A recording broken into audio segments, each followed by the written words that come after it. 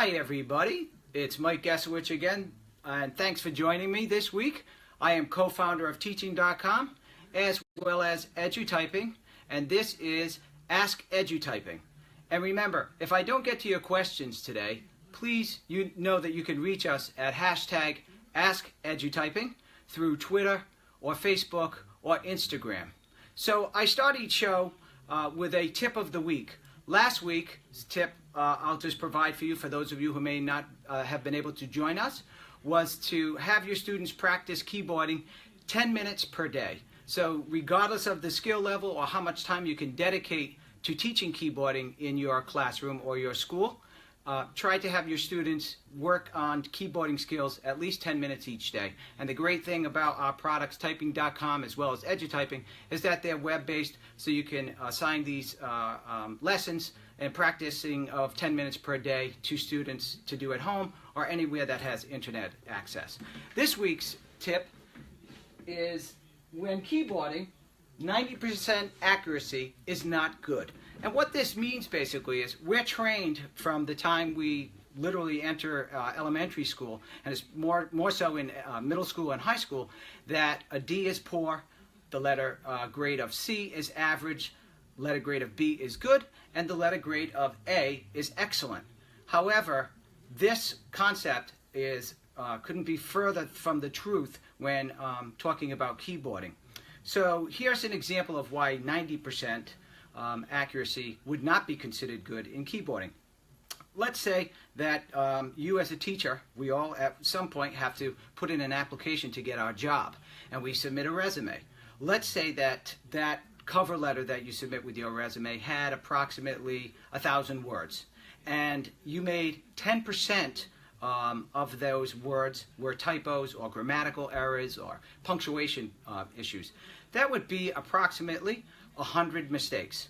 So when you think about whoever was reading that document, they are not going to be impressed. So when it comes to keyboarding, remember that you want to have your students aim for as high of an accuracy as possible, somewhere around 98, 99, or ideally 100%, so that they're keyboarding effectively.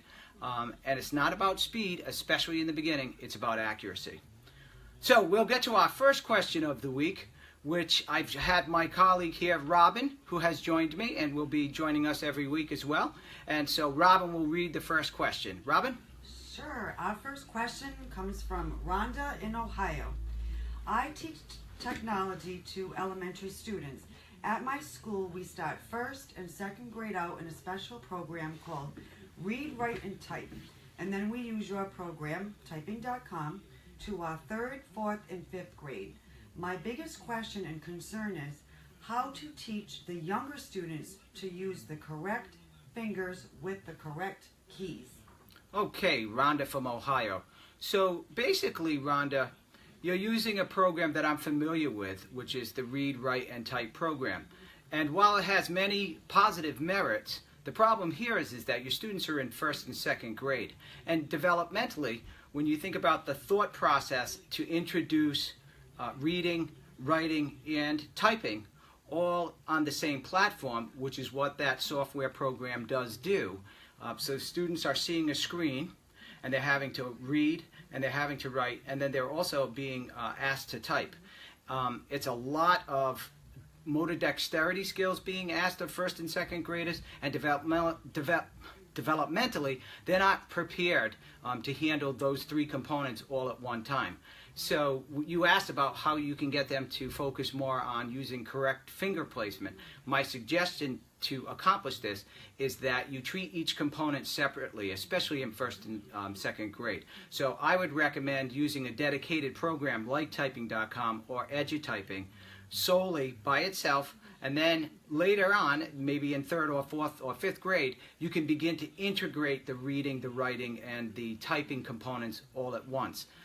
So that's my recommendation for you, Rhonda. I do know that that's a great program, Read, Write, and Type. However, I've seen it, and the focus is more on the students hearing about reading and hearing about writing, and less focus on accuracy and keyboarding techniques and having the students anchor their fingers on the home row key. So I recommend going with a single component at a time, especially at that age. Okay, we're going to get to our second question of the week. So Robin, if you would. Yes, our next question comes from Kathy in Texas.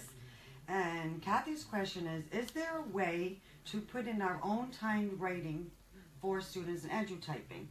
I give my students 3 and 5 minute timed writings in a program that allows me to create my own keys, and the program checks the time ratings. But the program is so old now and it's not compatible with our system this year. Is there a way to put our own timed writings in EduTyping? Okay, Kathy, that's a great question. First and foremost, yes, EduTyping does include a feature for teachers to put in their own custom timed writings, and I'm going to get to that and how you do that in 1 second. But an important point to point out here is that you mentioned that you were using a program that does do custom timed writings. However, it's become dated and not compatible. The beautiful thing about the EduTyping product is that we update the software and the code, the programming code, as well as the content on a regular basis. So the good thing here is that you'll never have to worry about the program feeling old or stale. It's continually refreshed on a regular basis and compatible with all of today's modern browsers, and will continue to be so. So here's how you create custom timed writings in EduTyping. Simply log into the teacher portal using the login screen on the homepage at EduTyping.com. And you'll see a variety of tabs that you can select. Click on the Curriculum tab, and from there you'll see the layout of all of the curriculum that's already included by default by our keyboarding experts here at Teaching.com. In the top right corner there's a Create Custom Lessons button and a Create Custom Timed Writings button. Click that button, follow the on-screen instructions, and literally in about 30 seconds you should be able to post a new custom timed writing for your students. Simply compose the timed writing offline in any kind of word processing document and have that ready to be copy-pasted into the content blocks that you'll see when you go to create the custom timed writing. An important thing to realize here is once you make a custom timed writing live for your students, if they were already logged in and you just posted it during class, they'll need to log out and log back in to kind of refresh the content. The other thing is you mentioned that you were looking to do 3 or 5 minute time writings. The EduTyping program will allow you to set what length the students will be taking the timed writing test for. So you could do 30 seconds, 1 minute, minute and a half. So that's just a little section that you fill out there before you post it live. So thanks for asking that great question, Kathy from Texas. And we have time for one more question this week. And so Robin, if you would. Amanda from Ohio's question is, what is the difference between having EduTyping versus Typing.com? Okay, Amanda from Ohio, great question. What is the difference between EduTyping and Typing.com? Well, first and foremost, Typing.com is a all-free product, where EduTyping is a paid product that is considered our premium classroom edition. There are a variety of additional features included with EduTyping.com that you won't find in Typing.com, and I'll point out a few of those to you. First of all, and the most important, is that the EduTyping curriculum is divided basically by grade level. So we have 2 curricula that is included with the EduTyping product. One is for EduTyping Junior, and the second is EduTyping Secondary. EduTyping Junior is exclusively designed for grades K through 5 or grade 6, dependent upon the developmental level of the student. But the curriculum basically includes and correlates with how reading and writing is taught at the elementary level, meaning we include and infuse throughout the curriculum words that are considered high definition and high sight words. And that as students grow, the curriculum grows along with them and can be customized for any grade level for an elementary teacher. And the secondary curriculum is designed for grades 6 or 7 all the way through grades 12, and includes as well a robust set of lessons and additional features designed for high school and middle schoolers. The great thing also with EduTyping is that the content is updated on a regular basis by our keyboarding experts here at Teaching.com. And basically what that means is that the content never feels old. So for the secondary level curriculum, for example, there are 2 sections called In the News and Practice Library, and these are also included in the EduTyping Junior curriculum. And we customize articles and typing content based on what the student's interest level is.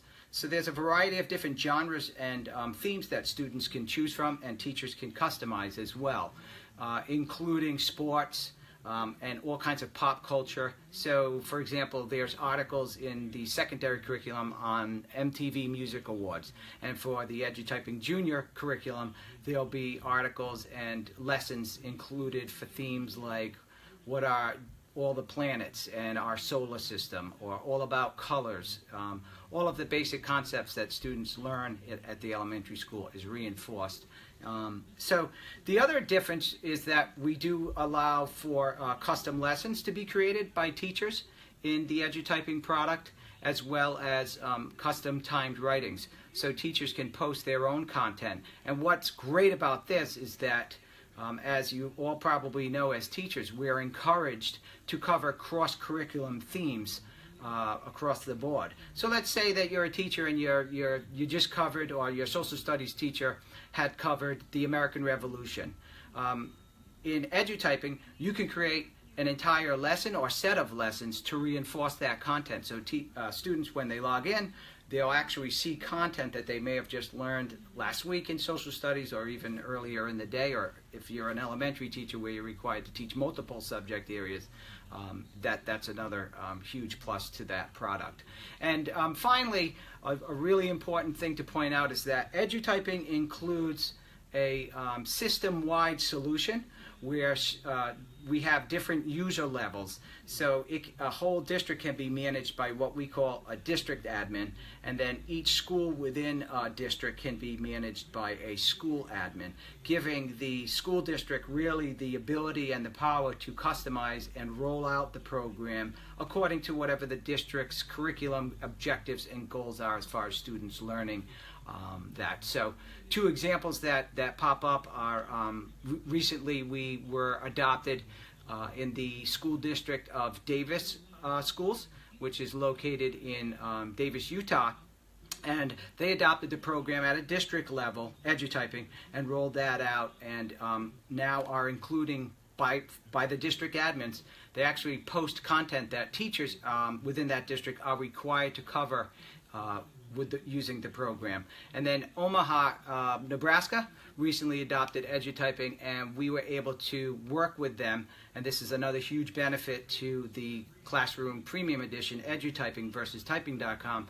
Our experts here will work with districts like Omaha and Davis, Utah, to create custom scope and sequences for each grade level. So a first grade teacher may have no formal training in keyboarding, but we will help the school district with training on-site as well as through webinars, and we also have the ability to create custom URLs within the program as well. So if you take a look at edutyping.com/OPS, which stands for Omaha Public Schools, you'll see what I'm talking about and what we did in collaboration with that district. So hopefully that answers your question. I didn't cover all the differences, but those are really the big highlights.